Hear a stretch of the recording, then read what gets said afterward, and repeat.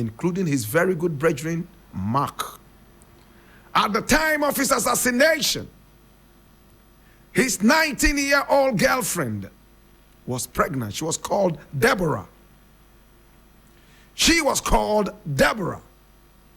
Deborah was pregnant over 8 months of pregnancy. In fact, 25 days after Fred Hampton was assassinated, the baby was born. Initially, he was called Alfred. But after some time, the name was changed to Fred Hampton Jr. This is the boy we are talking about. My brother, my sister. And this is the beautiful mother. She was right there at the time that her fiancé was shot several times and killed. Today, we're talking about this beautiful woman. Oh, my God. And this was when she was arrested. And you can see that the stomach is big.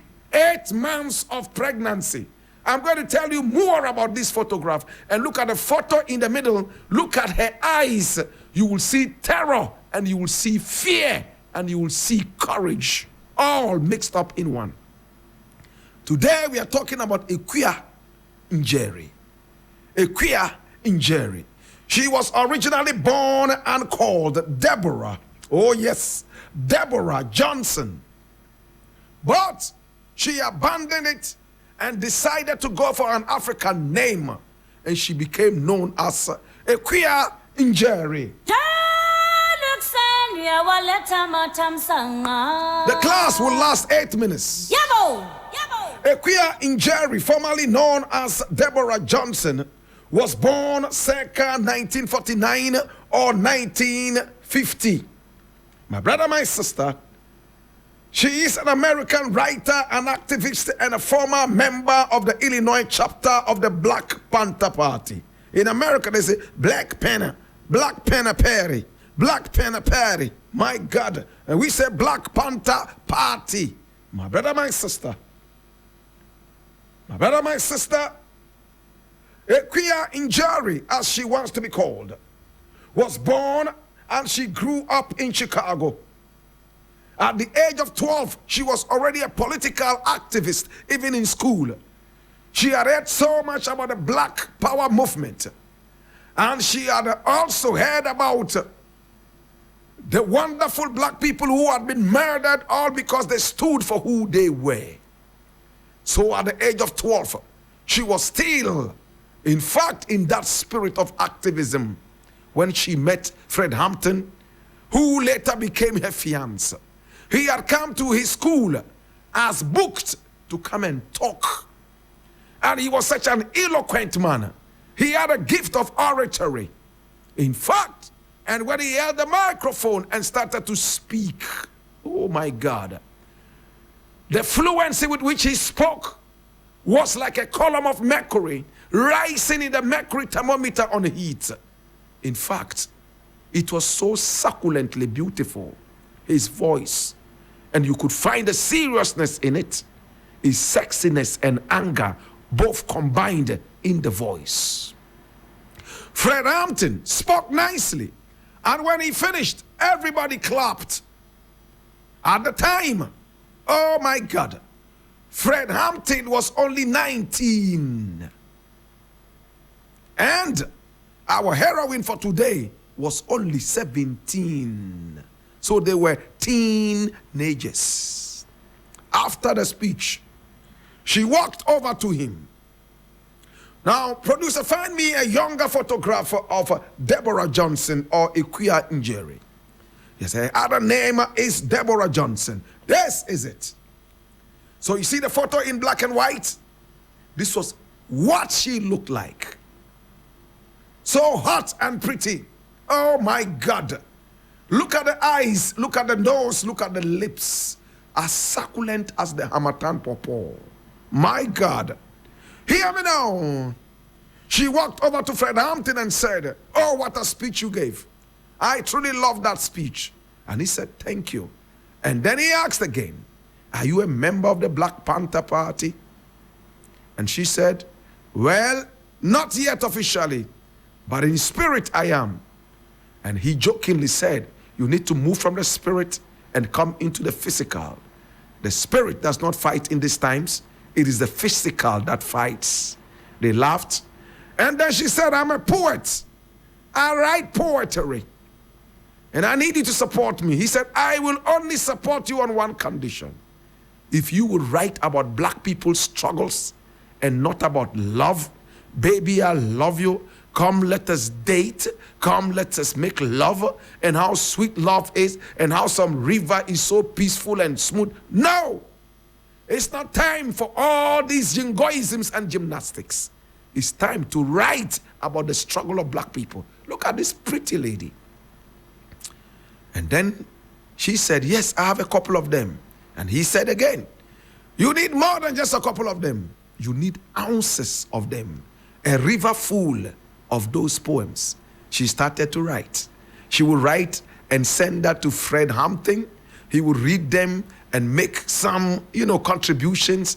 And then they were drawing closer and closer to each other. One evening, Fred Hampton invited her over. And then when she came, she had written a poem for Fred Hampton. And Fred said, no, you don't need to write a poem for me. You need to write a poem about black struggle. Anyway, you read it out to me. And then she started to read it. And it was so romantic, even though there was a lot of activism in it and struggle.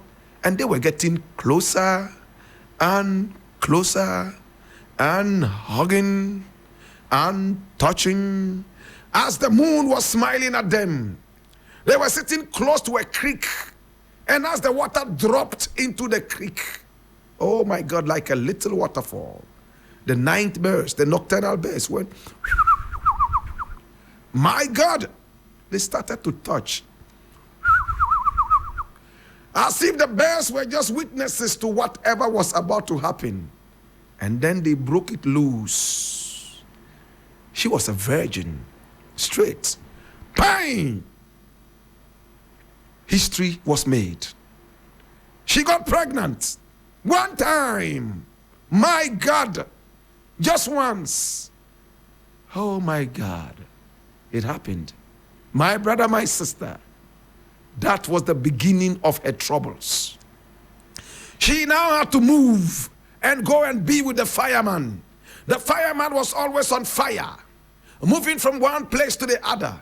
She followed him all the time for 8 solid months. Now the American FBI saw Fred Hampton as a dangerous man and wanted to bring him down by hook or crook. See what happened now? She got wind of it, and Fred Hampton told her, look, I am a very dangerous man in the American people's eyes. In fact, I am an endangered species.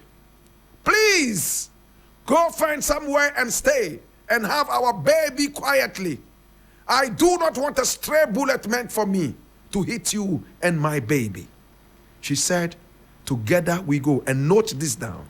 He said, together we live and together we die. My God. I'm going to get back to this statement. Together we live and together we die.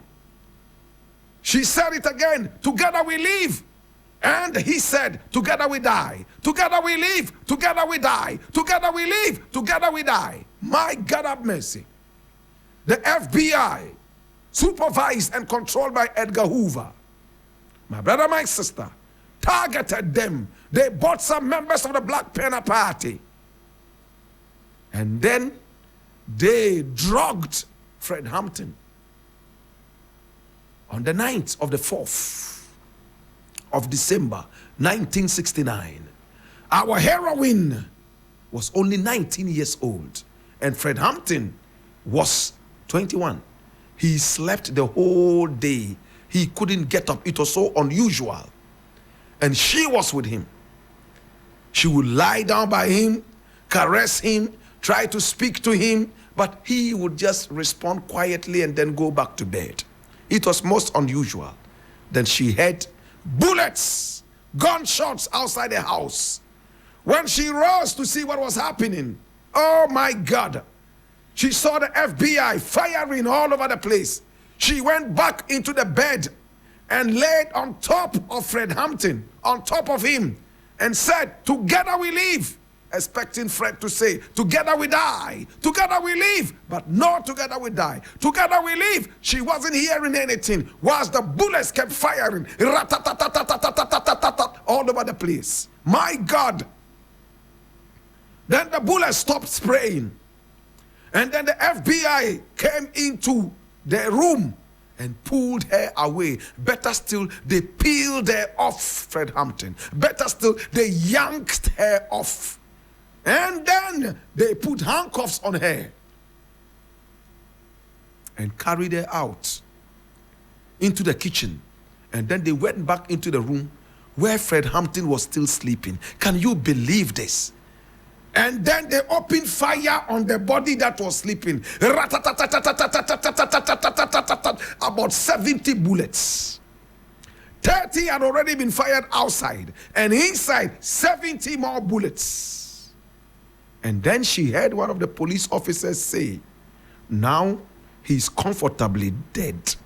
He will not make it." That was what she heard whilst in the kitchen. Now the police took her away, and she was charged with murder attempt amongst other survivors who were in the house. Several years went by. Oh my God, have mercy. And then in May 1970, the following year, my brother, my sister, ballistics and forensics exonerated the Panthers who had been charged with murder and attempted murder.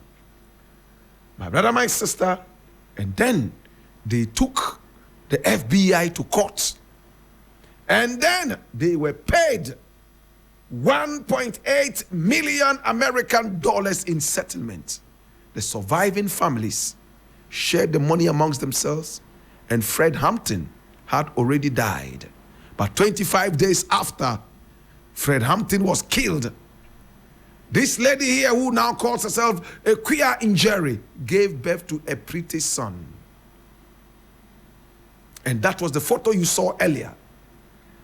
The pretty lady holding her son. This is the son. And he looked exactly like her mother and Fred combined, as if to say, together we live and together we die. In fact, this boy now, my brother, my sister, is Fred Hampton Jr. Find a photograph of him, how he looks now. He was always fighting on the street for black power and black freedom. He was jailed for 21 years, but they freed him after 9 years on parole. He was just like his father and his mother combined. He still lives in Chicago, where he's part of the black movement, activisms, and so on and so forth. But this woman decided to change her name from Deborah Johnson to Akua Njeri. So this is Akua Njeri here with her son. And that's her son, Fred Hampton Jr. And interestingly, I told you that I was going to get back to together we die, together we live, together we live, together we die. When Fred Hampton Sr. died, Akua Njeri refused to date any man. After all, she considered herself dead. Together we live, together we die. One man is dead, then automatically you are also dead. She refused to date any man. She refused to get married. She has lived with this one son for the past 72 years and even more that she's lived her life. And since 1969, when this child was born, they've always been together. To her and for her, this is Fred Hampton come to life. And she continues to fight. This is Fred Hampton Jr., my brother, my sister, just like his father. He didn't ever see his father, but he saw his mother. Akua Njeri has always lived with the guilt of not dying with Fred Hampton. That was the promise. That day when she laid on top of him, she expected the bullet to hit her, but the bullet never did. And when he was buried alone, she wanted to jump into the grave as well and be buried. Today we remember you, Mommy. Akua Njeri. Yeah, Mommy, what do you mean, Kowate? Mommy, me say, what do you mean, She's this wonderful woman that we're talking about. She's still alive. As we speak right now, she's about 74 years old. She's still alive and still in activisms. But for her, she died and resurrected with Fred Hampton Sr. Today we remember you, Mommy. We remember you. The police arrested her, and her mark shots were those that you saw earlier at the police station. Heavily pregnant and threatened. Mommy, me say why you be? Fred Hampton, what do you mean call? Yeah, me say what do you mean call? In the burden of knowledge, I ask you, now that you know the story of Akua Njeri, formerly called Deborah Johnson, what would you do? Be an any ole mini oba fe yezuda kagane mezaka yini ya papango bokaya nfifia ye nyanu kai nawo ba na enwe be den lele anjima singa be konne lele anjima singa beri. It's been the African History Class. Tutu babi papa mula home mama mula home how na imavi